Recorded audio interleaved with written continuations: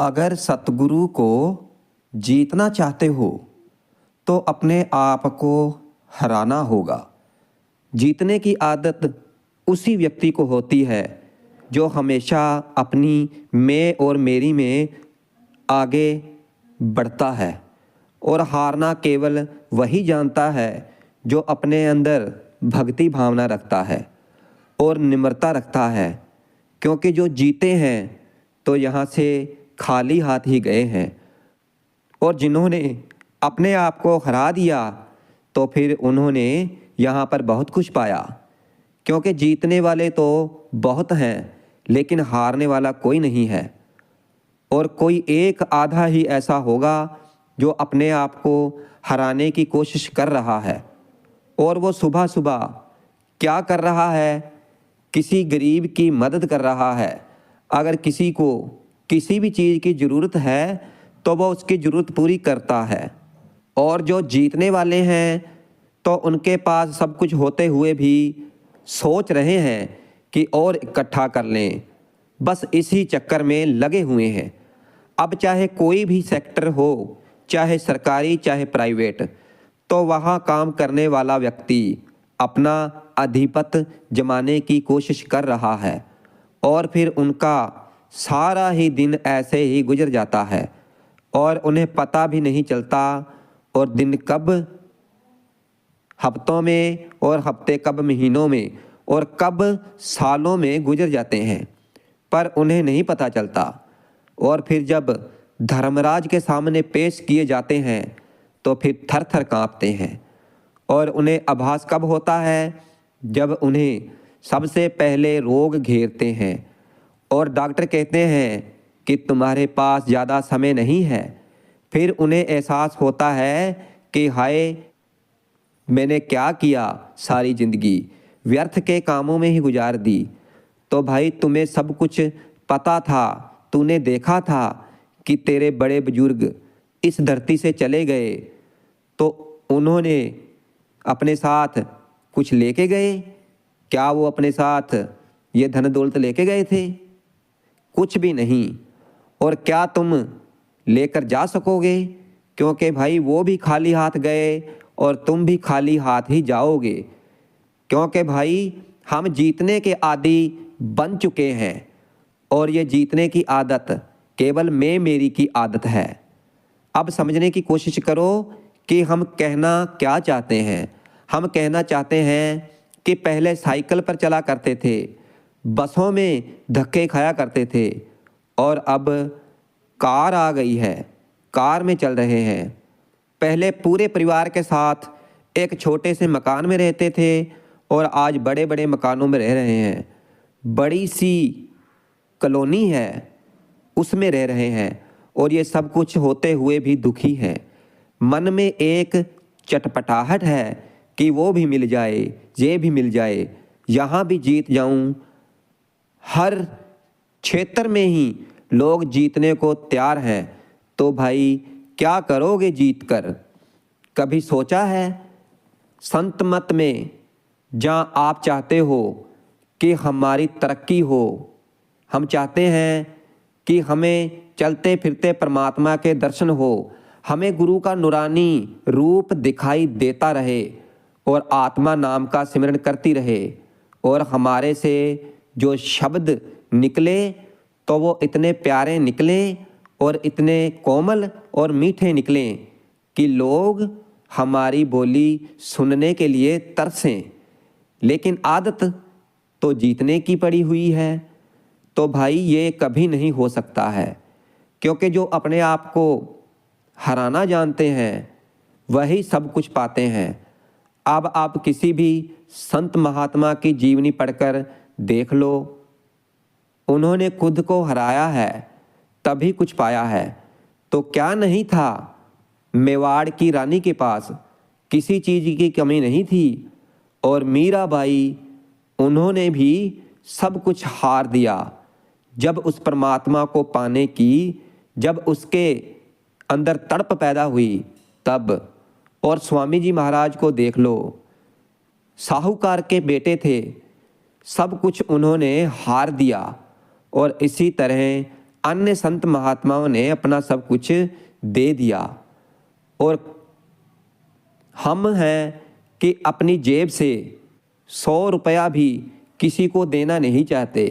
अब सोचो कि क्या हम कभी परमात्मा में उन्नति कर पाएंगे और क्या हमारी आत्मा कभी इस मैं मेरी के चक्कर से ऊपर उठ पाएगी? कभी नहीं, कभी नहीं उठ पाएगी। तो भाई गुरु नाम के साथ अपने आप को पूरी तरह से जीतना होगा और अपने आप को जीतने का मतलब है कि अपने आप को पूरी तरह से हारना होगा और फिर जीत तो अपने आप ही जाओगे, क्योंकि सतगुरु तुम्हें जिता देंगे। क्योंकि उनके पास चाहे कोई चला जाए, स्त्री, पुरुष, चोर, डाकू, बच्चा, बूढ़ा, कोई भी, और फिर किसी भी धारणा से जाए, क्योंकि अगर वो वाक्य में ही सतगुरु की भक्ति करता है, सतगुरु को अपना सब कुछ सौंप देता है और सतगुरु को आगे लेकर चलता है, तो फिर वो अपनी मैं मेरी को छोड़कर फिर उसके लिए सब कुछ सतगुरु हो जाते हैं और कुछ नहीं। हम कहते भी हैं कि सतगुरु सब कुछ जानते हैं, वो जानी जान है, और जब हम कोई पाप कर्म करते हैं, बुरे कर्म करते हैं, तो उस समय हमें सोझी क्यों नहीं आती कि सतगुरु जानी जान है और वो सब कुछ देख रहे हैं। तो भाई हम आखिर जीत कर क्या हासिल कर लेंगे? अब जैसे पुराने मकान से नया मकान बना लिया और फिर एक और मकान बना लिया, तो भाई सोओगे तो एक ही मकान में कि 2 जगह सो लोगे, जहाँ 3 जगह सो लोगे। और अच्छे बिस्तर लेटने से भी अगर नींद ना आई तो फिर क्या फ़ायदा? और नींद केवल उन्हीं को आती है जो अपने आप को हरा देते हैं। हारने का मतलब है कि सतगुरु के साथ, नाम के साथ अपने आप को जोड़ना। लोगों के साथ दुर्व्यवहार करना बंद करो, अपने आप को लोगों के चरणों की धूली समझो। दूसरों के चरणों की धूली का मतलब है कि दूसरों की बातें ध्यान से सुनो, वो तुम्हें क्या कहना चाहते हैं, और फिर बहुत ही प्यार से उनकी बातों का जवाब दो। अगर किसी को मदद की ज़रूरत है तो उसकी मदद करो। अगर ऐसा करोगे तो आपको आत्मिक शांति मिलेगी। लेकिन कह देते हो हम हैं कि हारना नहीं चाहते, और अगर कोई व्यक्ति हमें उल्टा सीधा कह दे तो हम लड़ने झगड़ने के लिए तैयार हो जाते हैं। लेकिन भक्ति के मार्ग पर एक बात की गांठ बांध लो कि अगर सच में ही सफलता हासिल करना चाहते हो, सतगुरु को प्राप्त करना चाहते हो, कुछ पाना चाहते हो, तो भाई अपने आप को हारने की कोशिश करो। हारने का मतलब ये नहीं है कि तुम लोगों के आगे गिड़गिड़ाओ, ऐसा नहीं है। कहने का मतलब है कि अपने अंदर से मैं मेरी निकाल दो। काम, क्रोध, लोभ, मोह, अहंकार, इन विषय विकारों को अपने अंदर से निकाल दो। तुम इस मैं मेरी को आगे रखते हो तो इस बजाय परमात्मा को आगे रखो, क्योंकि परमात्मा हमें सोझी देता है, हमें समझ देता है, और फिर ही तो हम भक्ति करते हैं।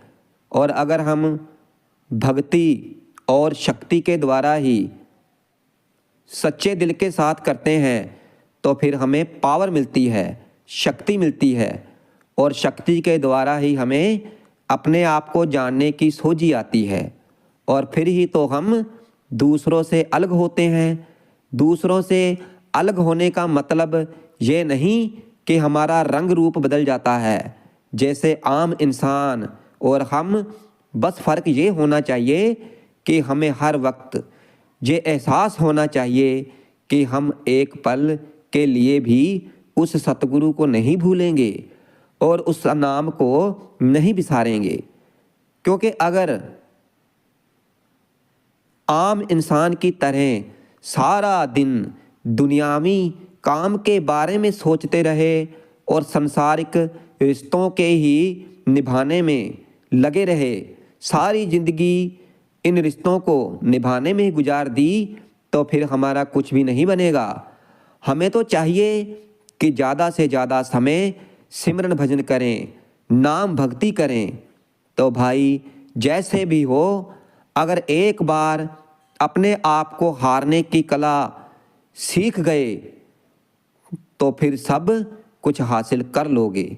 अब देखो, हम चाहते हैं कि लोग हमारी इज्जत करें, हमें सम्मान दें, लेकिन भाई वो तो तभी करेंगे जब आप इस धन दौलत के बारे में नहीं सोचोगे, धन दौलत के आगे पीछे नहीं भागोगे और हर किसी की मदद करोगे। किसी को ज़रूरत है तो उसकी मदद करोगे और हर किसी से मीठा बोलोगे, और जिसकी समाज इज्जत करता है तो फिर परमात्मा भी उनको कभी निराश नहीं होने देता है, क्योंकि सतगुरु तो हमारी हर वक्त संभाल करते हैं। क्योंकि अगर हम नाम को नहीं बिसारते तो फिर वो परमात्मा हमें नहीं बिसार सकता है। तो भाई हमें जब भी समय मिले तो हमें उस समय में ही सिमरन भजन करने लग जाना चाहिए।